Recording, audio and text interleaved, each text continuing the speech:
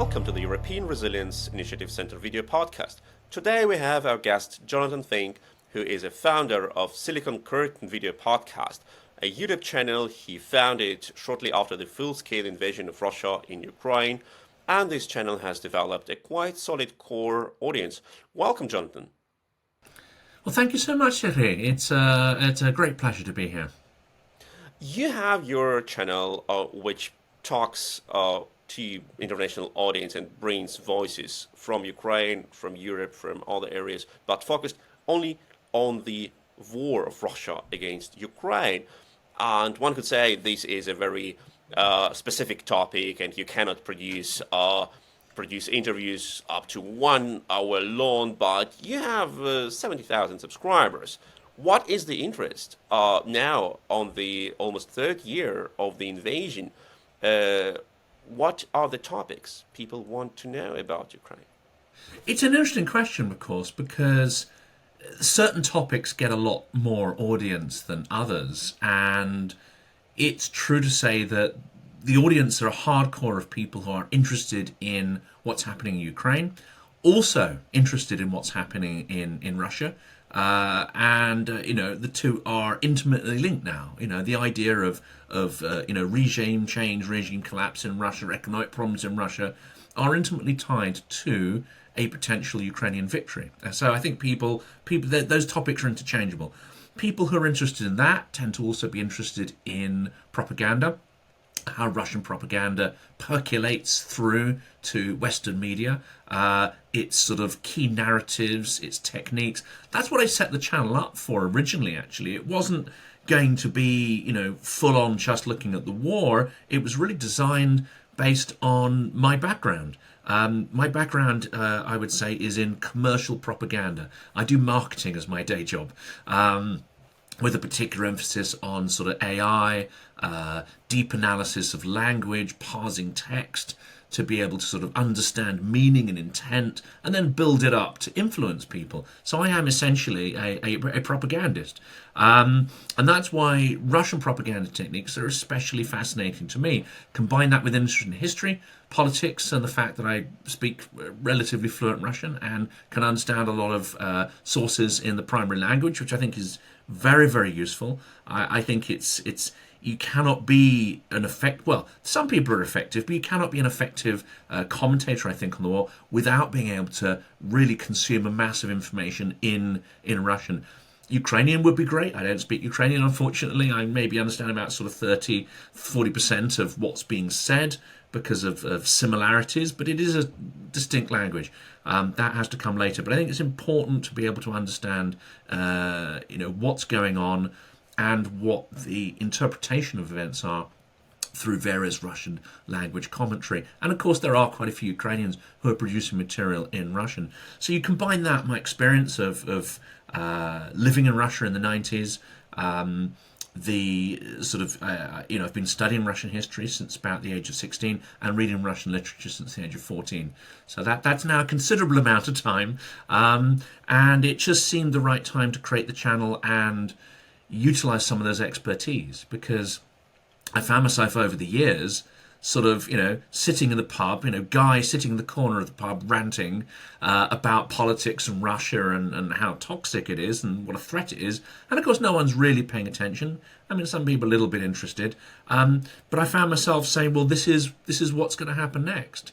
This is how we react. This is how they're going to react. This is what's going to happen. And more often than not, I'd sort of get it right. So the full-scale war was not a surprise. I mean, I couldn't predict the exact details of what they're going to do, but essentially, when everyone, including many, many Russian experts, including many so-called Russian oppositionists, who are actually sometimes quite good at predicting what's going to happen, what Putin's going to do, they were all saying, no, this is a bluff. It's not going to happen because it's sheer madness. It makes no strategic sense. Whereas using his army as a threat to get further concessions, that's what he's doing, because that's the rational thing to do. But no, if you read his historical documentation, if you really have pay close attention to the evolution of Putin, but actually the devolution of Putin, as he moves from being a sort of mafia pragmatist to becoming more ideological, more immersed in a quasi-mystical completely made up view of Russian history. It seemed obvious to me that no, he's going to do this. He's going to do this for a number of reasons, NATO not being one of them, and we'll come to that later. But it seemed to me this is exactly what it's going to do, and it's going to be appalling. I mean, the crimes that are being committed, the genocidal crimes, the appalling massacres in Bucha, Irpin and Mariupol and many places we don't even know about yet because they've yet to be uncovered. I think the scale of that perhaps has come as a shock. But again, if you study anything about sort of Russian history and the activities of the Red Army rampaging through Poland, Central Europe, and especially in Berlin, it perhaps doesn't come as any surprise to see the kind of behaviours that we've seen. And I just felt that, well, what's the point of sitting in a pub ranting when, you know, put all these years of effort and experience in, it's time to kind of do something with that. That is a lot of topics you have mentioned already, and we all have experienced this development of interest during the last 2 years, and new topics appeared. And first, people asked me, like, is Ukrainian a separate language? What is the history of Ukrainian statehood? Is Ukraine a state at all, or is it a province of Russia? Like, all these questions, which are even beyond naivety, they are pure ignorance from a certain point of view. Like, nobody asked me, like, if Germany is a state, or is Austria or Switzerland is a state. Like, is Switzerland a province of Germany because they speak German to some sort of extent. But then the knowledge has developed, and now most of people can say where is Avdiivka and what is Mariupol, and is Chernihiv a city closer to Kiev than Lviv, so to say. And many people can understand what is a T-80 tank and how it defines itself, and can differ it from, let me say, a BMP or BTR, which was absolutely unthinkable 2 years ago. But back to the situation which you have described before the full-scale invasion, we have seen how Vladimir Putin and the Russian state, I would say that it's not Vladimir Putin only, it's much more than he alone, that they were moving towards an aggression. And most governments in the West, like Olaf Scholz, Emmanuel Macron, and others, they believe they can talk to Putin and convince him not to do it. They believe they can bring something to Moscow, and Putin would agree not to attack Ukraine. And actually, very few nations, and the United Kingdom is one of the states which helped Ukraine with weapons back then. So no, like, we need to support Ukraine. What was it the feeling like sitting in Oxford and observing how continental Europe goes sleepwalking into the war because they could not see the danger and were not ready to supply Ukraine with arms? I mean, there's the first thing that struck me is that there are terrible historical echoes of this. You know, and Britain's made extraordinary strategic mistakes in the past. If we think of the Second World War and the policy of appeasement, the policy of giving in on one issue after another, which of course culminated in essentially handing over one of the most advanced, you know, not necessarily militarily, but in engineering terms and civilizational terms, handing over the Czechoslovakia to essentially to the Germans, surrendering it without a fight, with the extraordinary amount of, say, engineering skills, machine tools, equipment that was taken intact. So we've seen how this policy of not pushing back against aggression only leads to further escalation, further demands, further greed. And I think we are seeing something similar here. The big difference, perhaps, of course, is that Russia is far weaker than and less efficient and less powerful than say Germany was. So Russia has to deploy informational warfare, actually more informational warfare than the military, because it simply does not have the capability to implement what it would like to do. If it had a supreme military power, and if it hadn't lost so much equipment in, say, the Battle of Kiev, and then afterwards, surrendering in Kherson and so on, if they still had some of that military capacity there, they certainly, I think, have the will to be far more malign than their technical capabilities. So its first thing that struck me is this terrible historical echoes. It's the first day of the war. I thought, well, the physical war, I don't have sort of military experience. That's not going to help.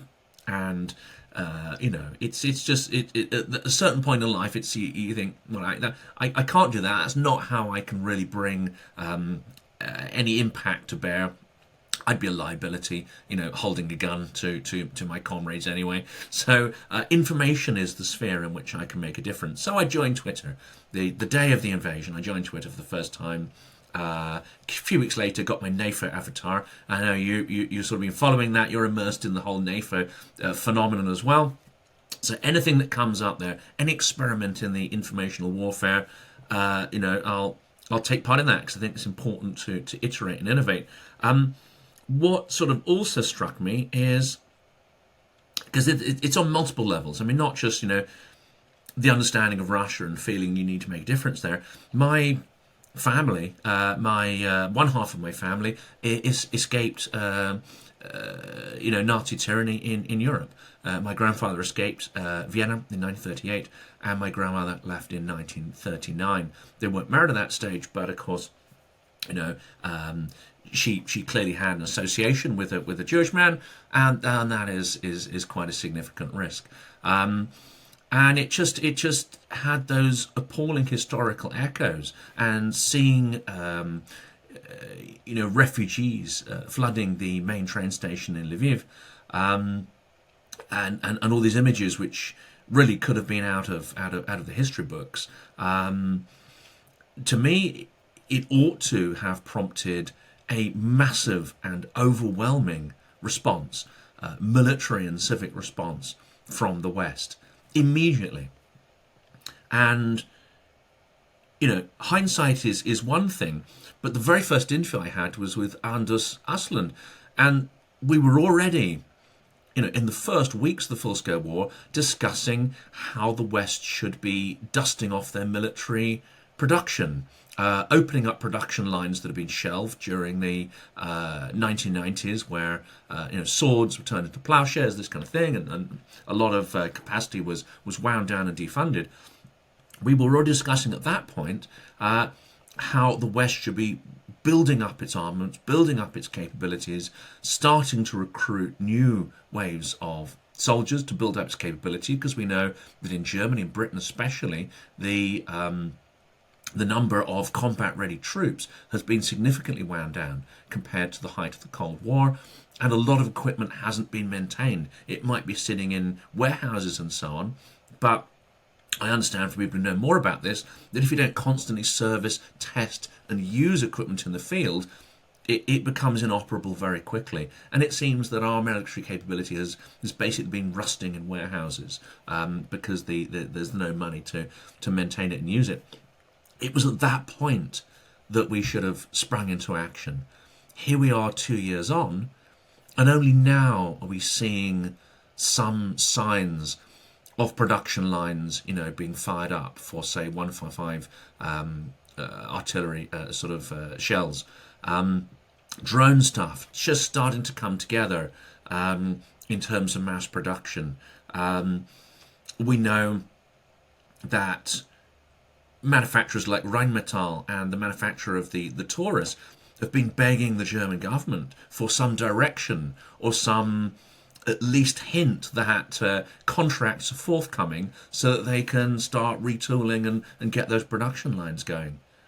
And there seems to be just an extraordinary lack of any sense of danger and existential threat, which I think to you and I has been acute for 2 years. Well, actually more than that. I mean, go back to 2014 and the invasion of Donbass and Crimea. It's been fairly acute since then, and of course the Georgian invasion prior to that. We're still sleepwalking, I think, into some kind of terrible scenario. But that is exactly what is happening now. When you say, uh, on one hand, the West understands that we need to boost our production, but we still don't have the results of its boosting, and Russia is getting its military equipment from Iran since over a year, from the North Korea recently. I personally believe that China also supplies Russia with certain equipment. So we have on one side of the war, we have the coalition of evil, and on another side of the war, we have Ukraine is fighting, and the West still discussing how much of the support should be provided and for how long and under what terms. If you look this interview, we're talking to Jonathan Fink, who is the founder of Silicon Curtain YouTube podcast, who is talking to experts on the war between Russia and Ukraine since 2 years, and has provided over 2 million views on his content, 70,000 10 subscribers. million, 10 million views. 10 million views. 10 That million, is yeah. much better than 2 millions. And don't forget to like, to share, to subscribe to his channel and to our channel, and leave your ideas and comments under this video. Jonathan, you have already mentioned that Russia is pretty effective in propaganda. And many believe that the reluctancy of the West before the full-scale invasion and up to now is also a consequence of successful Russian propaganda campaigns, which try to push us into reluctancy, into non-support in Ukraine or limiting our support. What do you observe in the UK? What do you see in maybe in counteractions to your channel? How do you see this? I think in the UK it's an interesting case because the Russian narratives really don't cut through here, apart from a few sort of vatniks who, are always a kind of vocal minority. And that is actually the difference between Germany and the US. In both Germany and the US, we observe now huge results for the Russian propaganda, but not in the UK. Why? This is it. I think it's an interesting one. I mean, first of all, I think there are a number of different layers there. First of all, we've come through the extremely bruising Brexit debate, something that's divided families, friends, has caused interminable arguments, and has, I think, shaken belief and trust of many people in institutions. Whether they're on the Brexit side and cease to believe in our institutions because they see them as Remainer, and Remainers who see our institutions corrupted and co-opted by the other side, it's extraordinarily divisive. Ukraine comes along, and it's something practically everyone can agree on. So I think there's that kind of relief that we come back from the edge, and we found some commonality, that actually echoes back to a past which I think we can feel better about. Only in Britain could the phrase "I had a good war," I think, exist in relation to the Second World War, because everybody had a really, shitty time. And okay, it was tough in Britain as well, but being victorious, pulling together, having some commonality of message and purpose, which the Ukrainians are finding now, is actually quite an invigorating process for institutions. It's terrible for the individuals who are suffering, and as we were talking about before we hit record, the vast damage of infrastructure, but actually it can help to invigorate people's trust and belief and dependency on institutions and the kind of work they're willing to put into those, as well as emphasizing their commonality of values, because those are coming under existential threat of extinction. I think Britain, similarly, when we were fighting alone in the early stages of the Second World War, that forged a kind of general bond of purpose and understanding amongst the population, and that's something that we now feel quite nostalgic about. But it creates a real connection between us and Ukrainians. And I think Ukrainians feel that as well. They feel that we get them because we've been in a similar scenario. We've had our cities pounded from the air as well. We've had our culture sort of destroyed. Many towns like Coventry and so on sort of wiped off the map. I know we did the same to Germany in sort of retaliation, and actually eventually we were able to scale that up, and we did it far more effectively and on a far greater scale than Germany eventually did to us. or park that because, the rather childish argument we didn't start it. But that it does create this sort of this sense of shared commonality of values and an appreciation, I think, of what Ukraine is going for. But there are other things going on there. I mean, Boris Johnson, who this will upset a few people. I'm not sure he's taken any courageous decisions in his life, but his support for Ukraine was very clear-sighted, very purposeful, and he ensured that the weaponry was provided that was exactly needed at the time, and it was provided at the scale and at the speed that was required.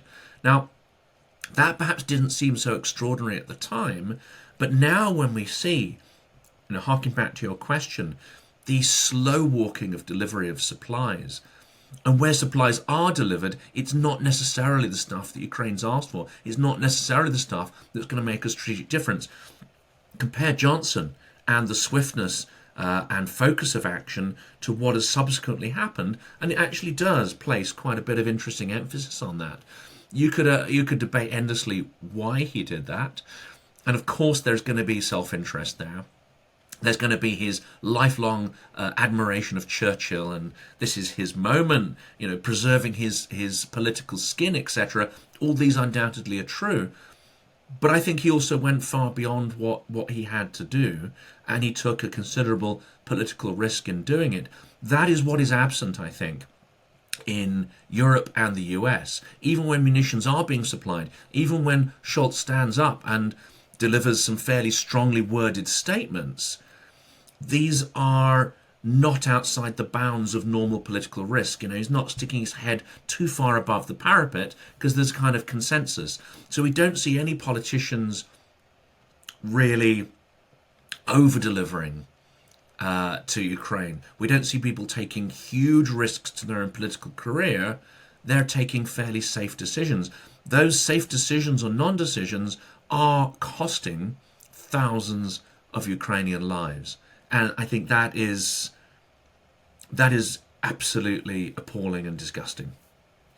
We have currently in Germany, if you compare the situation to our countries, we have a lot of discussion here, which, from our perspective, just prevent taking the right decisions. We have absolutely substitutional discussions. For example, now discussion if Germany should return to the nuclear weapons, which is purely bullshit, because it is obvious that we will not have in our foreseeable future nuclear weapons. We don't have technology for that.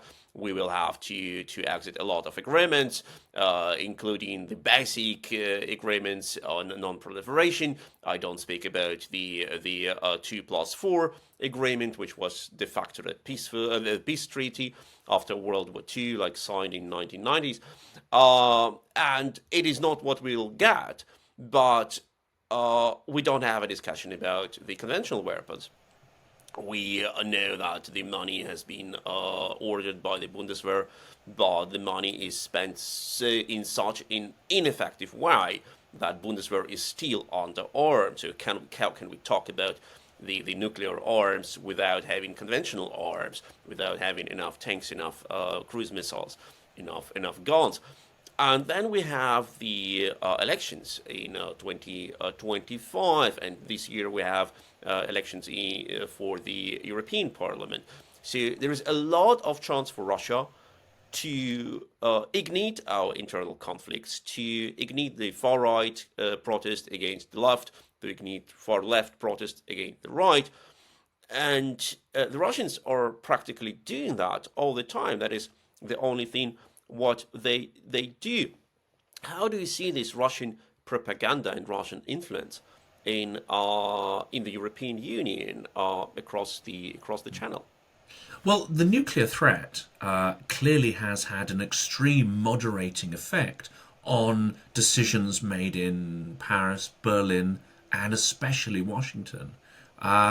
The fear of Third World War, Russian collapse, either nuclear weapons being used in anger or Russian collapsing and nuclear weapons being falling into the hands of sort of breakaway republics and so on. These are all scenarios that are being propagated by Russian propagandists. These aren't just sort of scenarios we're looking and fearing what might happen. These are stories they are planting in our heads to moderate our actions, to create sort of fear, and therefore not just manipulation but actual coercion and control. Putin, as a KGB trained agent, knows that our actions are being moderated by lies that he's been telling and his comrades have been telling. So he must feel that he certainly has a power here. Even if we're supplying certain forms of conventional weaponry, he knows that the supply and the capability of that is being moderated. Except the British, I don't think, are moderating. What we're limited by is capacity to produce, budget, money. There are different moderation factors in Britain. I don't think we're really taken in by the sort of terrorism stuff, and I'm not sure we're quite up for being coerced and controlled in that way. But what's little discussed, we're starting to discuss quite a lot more about how Russia's destroying the international order, and the alliance of authoritarians is challenging that so-called international order. What I think we fail to really discuss so much is what underpinned that international order. Yes, it is actually a sort of noble ambition, aspiration, but it's underpinned by massive force of arms. US Navy, which at the height of the Cold War was significantly larger than it is now. It was enforced by being able to have open trade and open transport and delivery around the world without hindrance, and a common set of rules. That order is of course being challenged. What isn't being discussed, though, I think, is that what also underpinned that period of Cold War, and I won't call it peace because there were innumerable wars, of course, during the Cold War, but essentially a period of extraordinary economic growth and change. It was also underpinned by the concept of mutually assured destruction, where a nuclear deterrent actually provided a deterrent, where the great powers worked within a set of rules and had a certain set of red lines that they would not cross. Russia, I do not believe, has any red lines that it will not cross now. It has destroyed the concept of mutually assured destruction because it has realized that through reverting to a Russian imperial tactic of one, divide and conquer, and two, salami slicing territories of your opponents and pushing against weakness, when you combine these three strategies together, Russia realizes that mutually assured destruction is redundant, because we take Ukraine, we take chunks of Ukraine. Are you going to launch the Third World War based on that? No, you're not.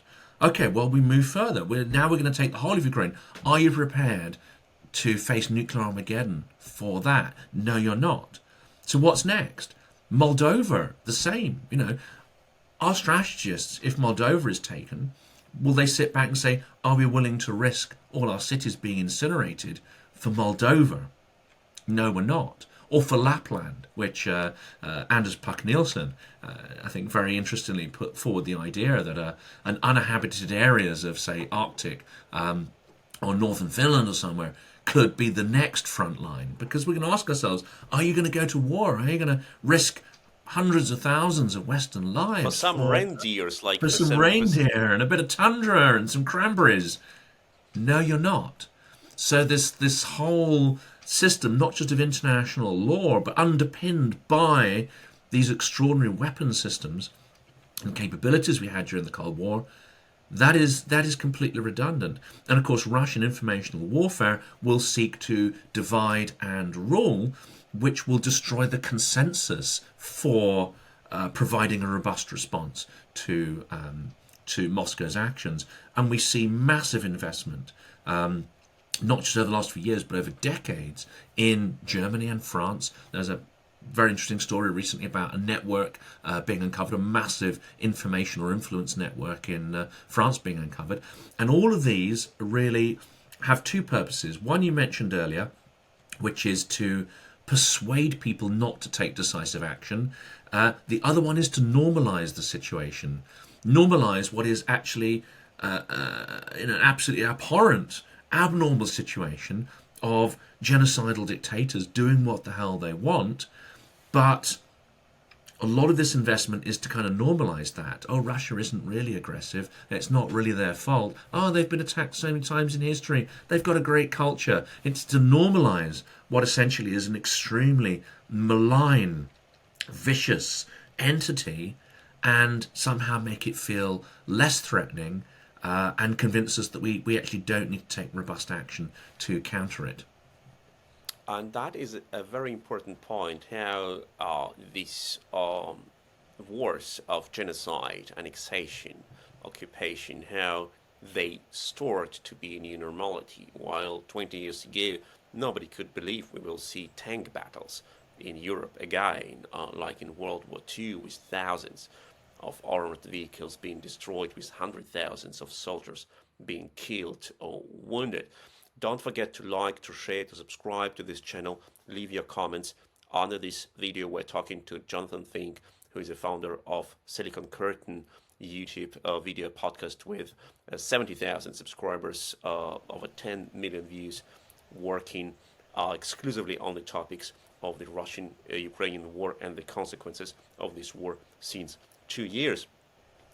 Jonathan, you have mentioned already this impact of the Western reluctancy, how it inspires Vladimir Putin, but to go further in his wars. But it's not only Vladimir Putin who gets inspired. What will happen if China will start to expand? And we know that the Chinese dictator Xi has a lot of territorial ideas which could belong to China. First of all, Taiwan. We have seen the situation in the Middle East with the expansion of war and crisis, and the West is overwhelmed. We don't have enough power to react on every single challenge. What will happen next?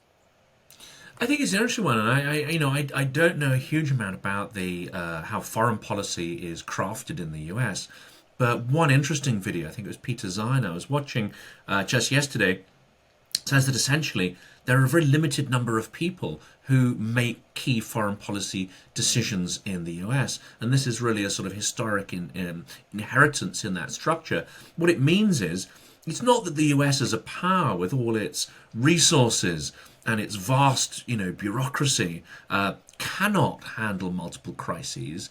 It's just that the leadership structure has an extreme limit of bandwidth, because there's only sort of three key people who essentially sort of craft and approve the majority of the foreign policy decisions. And so, of course, it's very easy to distract them with, Middle East over here, right? Oh, well, and then they lose focus on Ukraine. The same thing may well happen if China goes after Taiwan. We could again see focus on Ukraine be completely lost. And that must be in stark contrast. I mean, the Second World War was an extremely complex operation on multiple fronts, and we kind of handled that. But I think at the moment we're in a scenario where we fail to see that actually we're in a much more holistic situation. As you say, there's an authoritarian alliance, and it exists at various levels of mutual cooperation. It may not always be strategic in terms of, the day, the time, the scale of attacks. There's no evidence that, say, Moscow knew exactly when, the attacks by Hamas were going to take place. But what you can say with absolute certainty is there are strong links between Russia, Iran, Hamas, and Moscow and Hamas. Those are documented links. We can't know the full extent of what gets said there behind closed doors, but those relationships exist. We know the attack happened on Putin's birthday, so that is highly symbolic. And we also can say with absolute certainty that Russia has benefited massively from those attacks, because it has completely diluted the Western response to Ukraine, and it has taken a huge amount of oxygen out of the room. Now, my days of living in Russia taught me one thing, is that in democracies, you can have coincidence, you can have serendipity, you can have huge surprise things which are genuinely surprising and they're not engineered. And democracies typically are quite resilient to deal with these things, but surprises are possible.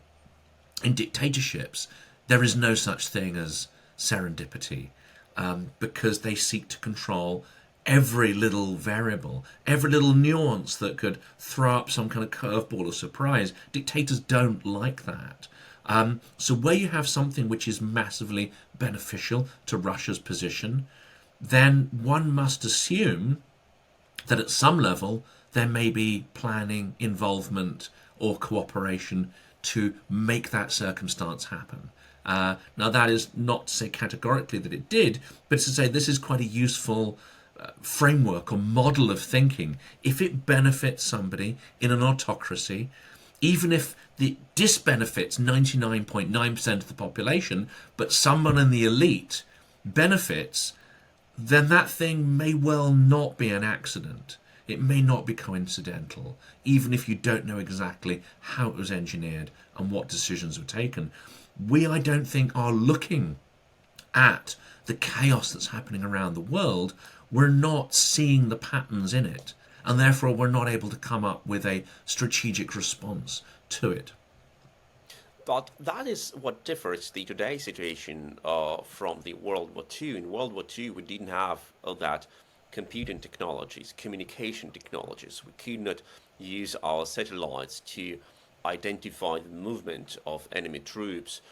We cannot now see everything, but we see much more that we used to see before, with all the interception of communication, with all the observation. And still we have like pretty open borders with both Russia and China. We can use our communication much more than we could use our spy network in Nazi Germany, for example, or in the Soviet Union in the 50s. And still, we cannot control, as you said, all this flow of information. But back then, in the 1940s, we could operate the whole fleets and hundreds of thousands of troops on all continents.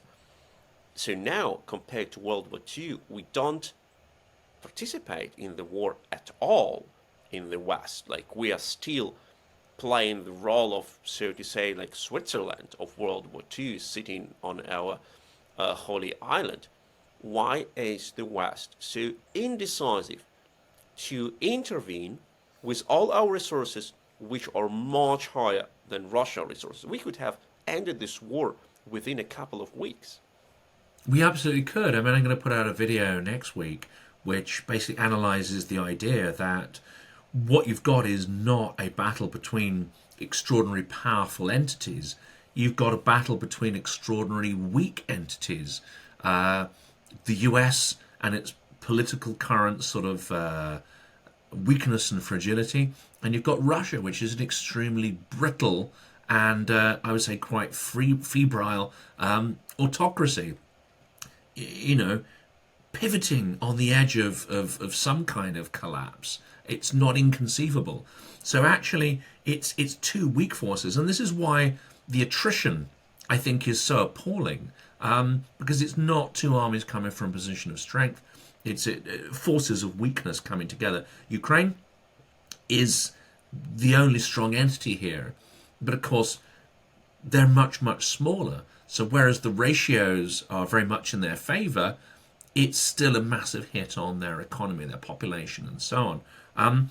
And the question is, who's going to crumble first? Because if you're right, you say, if the US deployed its actual resources, if it deployed even a fraction of the military equipment that it has, you know, sitting in warehouses, deserts, and so on, underutilized, if it had contributed, say, 15% of its military budget rather than the sort of 1 or 2% that has been reported to the Ukraine war so far, this would be over.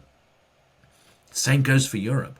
If the large European countries had acted like the Baltics had acted and given over not just a few percent of their military budget, but a few percent of their entire GDP to supporting Ukraine, this would be over. It would have been over last year. And the predictions that Ben Hodges made, that Crimea would have become untenable for the Russians, that already would have been realized. So we have to ask ourselves, what's kind of going wrong here? Is it simply that we lack the will, the coordination, the imagination, and the leadership? That's all definitely true.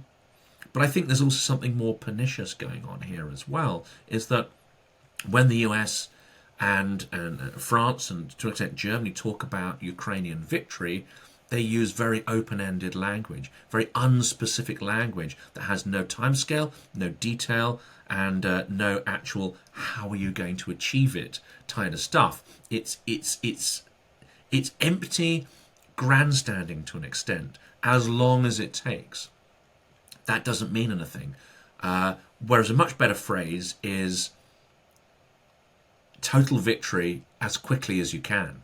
You know, if that was the mindset, then we would be planning and delivering munitions to deliver on those specific goals. Now, Ukrainians almost completely united in understanding and defining what victory would mean for them. So it's not the Ukrainians don't have a concept of what victory is. And I think their concept is extremely moral and extremely lawful, which is to regain their territories, gain some form of compensation for the appalling crimes that have been committed, get their stolen people and stolen children back, allow security for the economy to be rebuilt, and get all the refugees back to start rebuilding. It's a very, very clear vision for the future, and to create a security umbrella so that Russia can no longer strike or be a threat.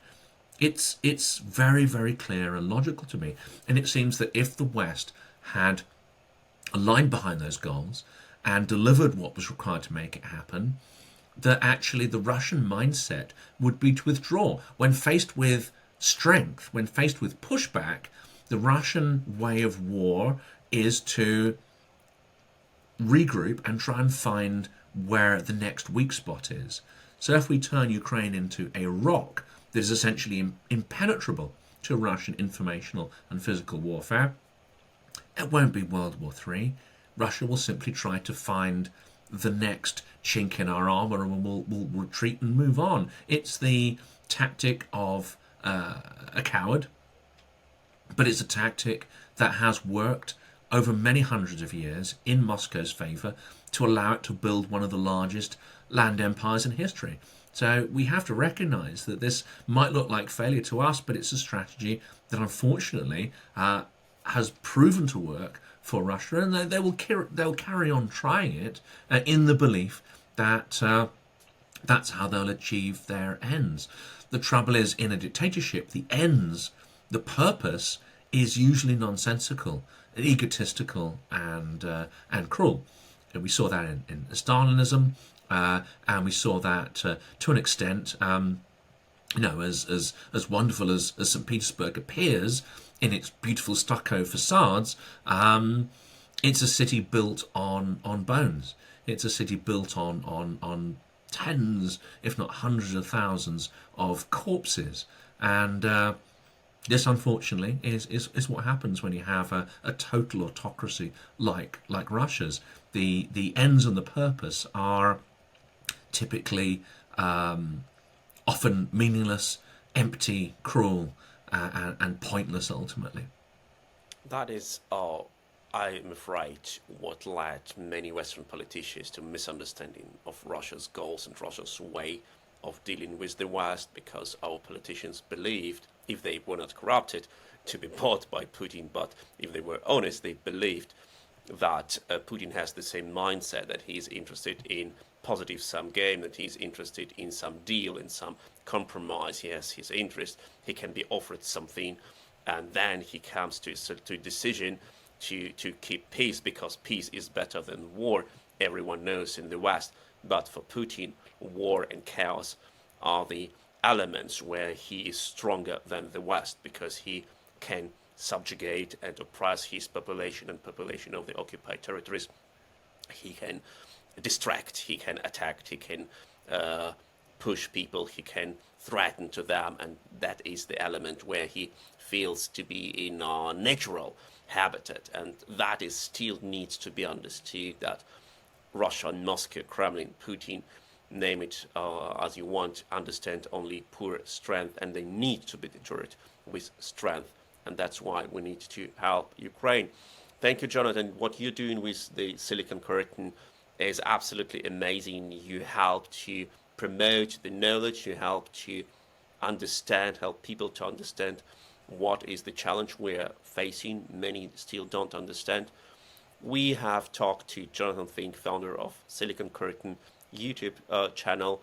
He created shortly after the full-scale invasion of Russia in Ukraine, with 70,000 subscribers, over 10 million views, and a lot of interesting interviews every week. Don't forget to share, to subscribe, to comment both channels, Silicon Curtain and our channel, European Resilience Initiative Center, and see you at the next interviews. Thank you, Jonathan.